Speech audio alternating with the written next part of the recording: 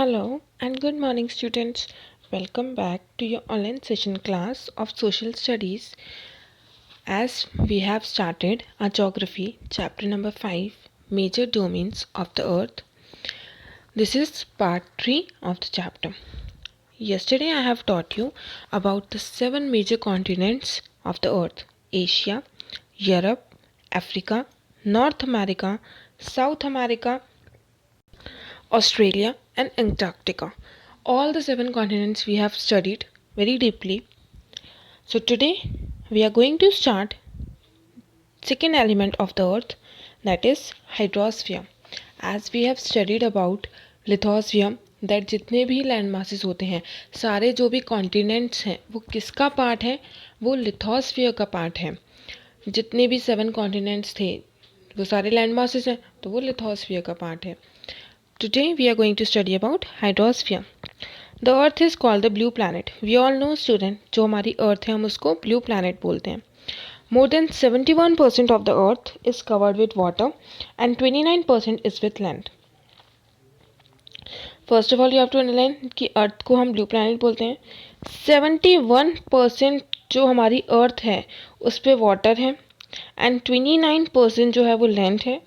Hydrosphere consists of water in all its form, as running water in oceans and rivers and in lakes, ice in glaciers, underground water and the water vapor in atmosphere all comprise the hydrosphere. Hydrosphere means जो भी हमारे अर्थ पे जिस भी form में water है उसको बोला जाता है हाइड्रोस्फीयर. लाइक ओशियंस, वो एक पार्ट होगा हाइड्रोस्फीयर का क्योंकि उसमें वाटर है. सी, रिवर्स, किनाल्स, इवन अंडरग्राउंड वाटर जो ज़मीन के अंदर पानी है वो भी वाटर. वाटर वेपर्स जो भाप बन के पानी ऊपर जाता है. आइस जो बर्फ़ जम जाती है. ये सब कुछ एक पार्ट है हाइड्रोस्फीयर का. More than 97% of the earth water is found in the oceans and is too salty for human use. अभी अभी हमने देखा कि जो 71% है हमारी अर्थ वाटर से कवर्ड है.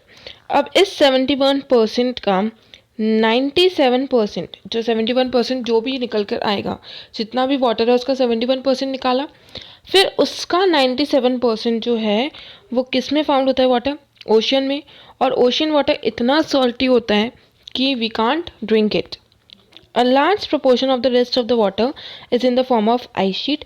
और 97 के बाद बचा 3%. तो 3% वाटर जो है वो आइस के फॉर्म में है एंड ग्लेशियर्स और अंडर द ग्राउंड, या फिर वो पानी के ज़मीन के अंदर है. And a very small percentage is available as fresh for human being. और उसमें से भी कुछ पार्ट, 3% में से भी वो कुछ आइस है, कुछ अंडरग्राउंड है. जो पार्ट बचा वो हम यूज़ करते हैं पीने के लिए. Hence despite being a blue planet we face a shortage of water. हमारी अर्थ जो है वो ब्लू प्लैनेट उसको बोला जाता है कि मतलब उसमें बहुत ज़्यादा वाटर है, लेकिन स्टिल हमें पानी की दिक्कत आती है. We face the problem of shortage of water. Now we will study about oceans. हमने कॉन्टिनेंट्स के बारे में रीड कर लिया. अब हम ओशंस के बारे में स्टडी करेंगे. जो ओशंस है वो पार्ट है एक हाइड्रोस्फीयर का. Oceans are the major part of hydrosphere. They are all interconnected. Oceans जो है वो आपस में इंटरकनेक्टेड मीन्स जुड़े हुए हैं सब आपस में. The ocean water are always moving. जो ओशन वाटर है वो हमेशा मूव करता है. वो कभी हमने देखा है कभी समुद्र एक जगह रुका नहीं, वो हमेशा कभी मूव करता रहता है.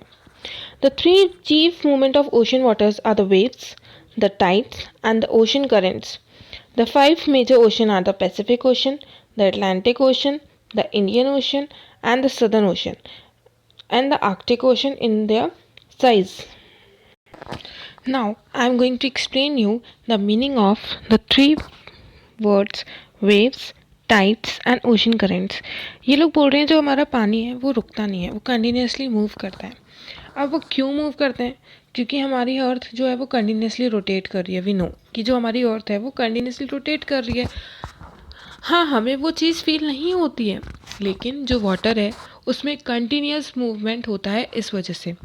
तो first one is waves. Waves means लहरें जो हमारे पैरों को आके छू कर चली जाती हैं, तो उसको बोलते हैं वेव्स. टाइड्स का मतलब होता है, ये टाइड्स दिन में 2 बार आती हैं, सुबह और शाम को. बहुत लंबी लंबी लहरें बहुत ऊंचा आता है पानी, फिर नीचे चला जाता है, फिर बहुत ऊंचा आता है, फिर नीचे। ये दिन में 2 बार होता है। और एक ओशन करेंट्स। ओशन करेंट्स का मतलब होता है स्टूडेंट, जो पानी आगे तक कहीं और चला जाए। जैसे ये अफ्रीका का पानी है, ये अफ्रीका का पानी यहाँ से यहाँ आ जाए साउथ अमेरिका तक, फिर ये यहाँ बहकर आ जाए, फिर यहाँ से यहाँ, फिर वापस यहाँ। तो जो पानी है वो रुकता नहीं है, वो कंटिन्यूसली एक जगह से दूसरी जगह मूव करता है, तो उसको बोला जाता है ओशन करंट। ऐसा मत समझना स्टूडेंट्स कि ओशन करंट का मतलब होता है कि ओशन में जाने से करंट लगता है। No, it is wrong. Ocean current का मतलब होता है पानी एक जगह से दूसरी जगह जहाँ मूव करे, उसको बोलते हैं ओशन करंट। ये आप अपनी 7th क्लास में भी रीड करेंगे, वहाँ पे डीपली इसका एक्सप्लेनेशन दिया हुआ है। But abhi, I hope you all have understood the meaning of waves, tides and ocean currents. So now we will study about the 5 major continents of the earth.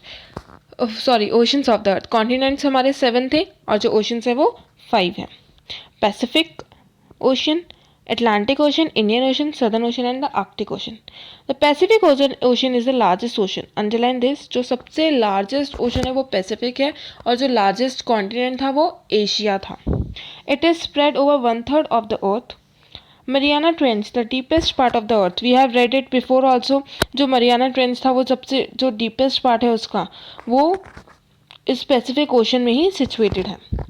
The Pacific Ocean is the almost circular in shape. जो Pacific Ocean होता है वो circular shape में है. Asia, Australia, North and South America surround it. Look at the map and find out the location of continents around the Pacific Ocean. See here student, this is the Pacific Ocean. Here, this is Asia, North America, South America के इधर Pacific Ocean है, इधर भी हम देखेंगे यहाँ पे भी Pacific Ocean है. Here, तो ये एशिया के इधर भी है, ऑस्ट्रेलिया के इधर भी पैसिफिक ओशन है.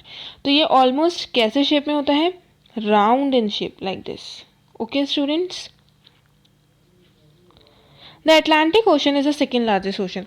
फर्स्ट लार्जेस्ट ओशन हमारा पैसिफिक था, सेकेंड लार्जेस्ट ओशन है हमारा अटलांटिक. और इसका शेप कैसा होता है? S shaped. अटलांटिक ओशन जो होता है वो एस शेप्ड का होता है, like this. Here see student, this is S shaped, like this. It is flanked by the North and South Americas on the western side and Europe and ये सब ये जो ओशन है अटलांटिक ओशन, ये north और south America पे western sides पे है और यूरोप और अफ्रीका के ईस्टर्न साइड्स पे है. The coastline of Atlantic ocean is highly indented. This irregular and indented coastline provides ideal location for natural harbors and ports. From the point of view of commerce, it is busiest ocean. ये जो ocean है ना, ये सब busiest मतलब यहाँ पे सबसे ज़्यादा ट्रेड होता है अटलांटिक ओशन में.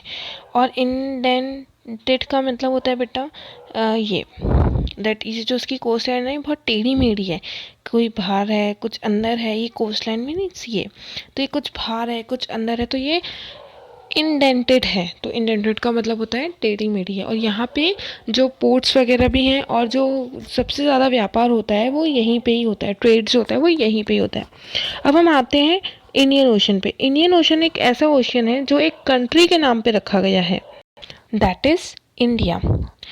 ये अंडरलाइन कर लो students. The Indian Ocean is the only ocean named after the country India. The shape is almost triangular in the north. जो इंडियन ओशन है उसका शेप जो है वो ट्रायंगुलर है इस तरीके से, और ये एशिया, अफ्रीका और ऑस्ट्रेलिया से सराउंडेड है.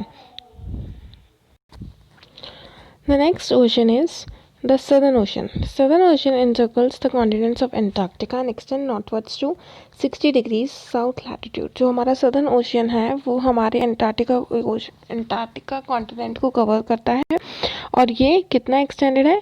60 degree latitude. The last ocean is Arctic Ocean. Arctic Ocean हमारा लास्ट ओशन है. Is located within the Arctic circle and surrounds the North Pole. ये हमारे नॉर्थ पोल की तरफ है.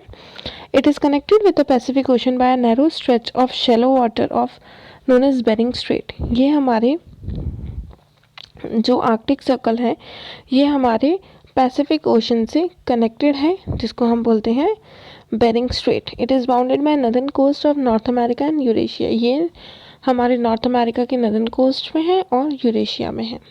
I hope you all have understood the oceans very well. In the next class, we will continue our chapter. If you are having any doubt, you can ask me. Thank you, students.